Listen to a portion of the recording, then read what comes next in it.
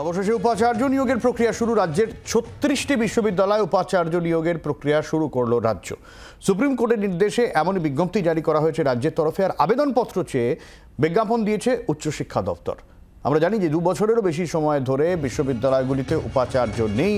আর এই উপাচার্য নিয়ে রাজ্যপাল টানাপোড়েন, তাই নিয়ে মামলা মোকদ্দমা আমরা দেখেছি। সেই জায়গায় দাঁড়িয়ে এখন উপাচার্য নিয়োগের প্রক্রিয়া শুরু হলো রাজ্যের তরফে। উচ্চশিক্ষা দপ্তরের তরফে বিজ্ঞপ্তি জারি। আরও আপডেট দেবে শ্রেয়সী, রয়েছেন আমাদের সঙ্গে। শ্রেয়সী, একেবারে দেখো, স্থায়ী উপাচার্য নিয়োগের যে প্রক্রিয়া, সেই নিয়োগের প্রক্রিয়া অবশেষে শুরু হলো, এমনটাই কিন্তু বলা যেতে পারে। এবং তোমাকে যেটা জানিয়ে রাখি যে রাজ্যে আমরা দেখছিলাম যে গত কয়েক বছর, প্রায় ২ বছরেরও বেশি সময় ধরে রাজ্যের বিভিন্ন বিশ্ববিদ্যালয়গুলোতে স্থায়ী উপাচার্যের নিয়োগ নিয়ে কিন্তু কার্যত যে জটিলতার জায়গা তৈরি হয়েছিল, তার ফলে কিন্তু যে সমস্যা তৈরি হয়েছিল, বিশ্ববিদ্যালয় পরিচালনার ক্ষেত্রে বহু ক্ষেত্রে সমস্যা তৈরি হয়েছিল। রাজ্য এবং রাজ্যপালের মধ্যে যে বিরোধ, সেই বিরোধ শেষ পর্যন্ত সুপ্রিম কোর্ট অব্দি গড়ায়। এবং সেই সুপ্রিম কোর্টের যে শুনানি বা নির্দেশ, সেই শুনানি পরিপ্রেক্ষিতে যে নির্দেশ, সেই নির্দেশের ভিত্তিতেই কিন্তু কার্যত ইতিমধ্যেই যে আমরা জানি যে সুপ্রিম কোর্ট যাকে দায়িত্ব দিয়েছেন, জাস্টিস লরিসকে, তিনি ইতিমধ্যেই একাধিক বৈঠক করেছেন, কলকাতায় এসেছিলেন তিনি। এবং তারই পরিপ্রেক্ষিতে কিন্তু অবশেষে এই স্থায়ী উপাচার্য নিয়োগের প্রক্রিয়া শুরু হলো, যেখানে বিজ্ঞাপন দিয়ে সেক্ষেত্রে আবেদনপত্র চাওয়া হয়েছে। এবং দেখা যাচ্ছে যে এক্ষেত্রে ইউজিসির যে গাইডলাইন, সেই গাইডলাইন মেনেই কিন্তু কার্যত এক্ষেত্রে আবেদনপত্র চাওয়া হচ্ছে, যেখানে ১০ বছরের অভিজ্ঞতার কথা বলা হচ্ছে এবং অন্যান্য যা যা গাইডলাইন রয়েছে, সেগুলো সমস্ত কিছু মেনেই কিন্তু কার্যত এই নিয়োগ প্রক্রিয়া শুরু হচ্ছে, এমনটাই কিন্তু দেখা যাচ্ছে। শ্রেয়সীর সঙ্গে থাকো। অর্থাৎ ইউজিসির যে গাইডলাইন, সেই গাইডলাইন মেনেই উপাচার্য নিয়োগের প্রক্রিয়া শুরু এবং উচ্চশিক্ষা দপ্তরের তরফে ইতিমধ্যেই এ নিয়ে যাতে আবেদনপত্র আসে, সেটাও বিজ্ঞপ্তি জারি করা হয়েছে।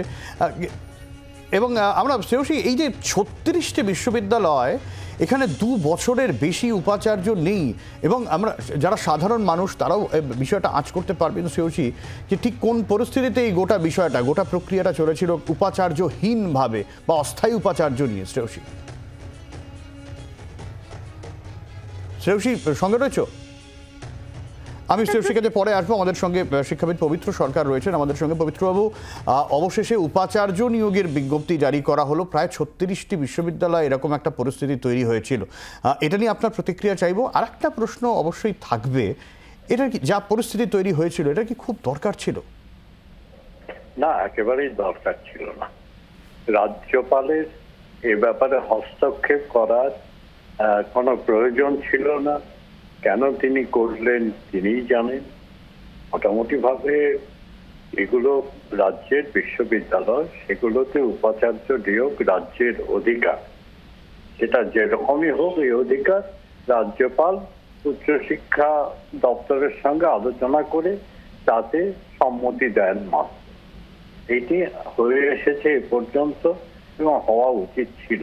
কারণ রাজ্য মানুষের যোগ্যতা অযোগ্যতা সম্বন্ধে যতটা জানে, রাজ্যপালের ততটা জানার কথা নয়। হঠাৎ এসে জানার কথা যাকে, এটা আপাতত অতীত। ভালো, আমি আশা করি এবারে রাজ্য যোগ্য মানুষদের নিয়োগ করবে, স্থায়ীভাবে নিয়োগ করবে। এইরকম একটা যে অব্যবস্থিত অস্থির অবস্থা ছিল, সেটা থেকে রাজ্যের উচ্চশিক্ষা এবার মুক্তি পাবে, এই আশাটা করছি।